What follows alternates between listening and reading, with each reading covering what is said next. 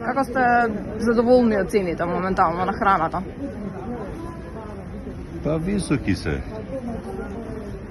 Генерално се високи. А дали сметате дека сега ќе има намалување со новата мерка? Па очекувам искрено да се намалат, да ги стават трговците во ред, нели нив ги извади како виновни за високите цени. Па сега поминувајќи реда во маркетите, гледам млекото од брегов од 79 динари на 49 динари. Значи 40 динари, значи колку е маржата на тие трговците? Значи тоа е огромна маржа. Мислам дека ќе се намалат. Само ќе трае вештачки, нели до април. После тоа пак ќе биде иста песна. Док само до избори. Имаме нели и така. Гладни сме. Така велат народот, јас не сум.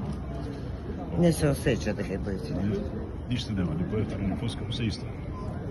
Сега со Еден ден ја последните? поскапо, другиот ден поевтино. Значи тоа до кога така ќе биде, кој знае тоа.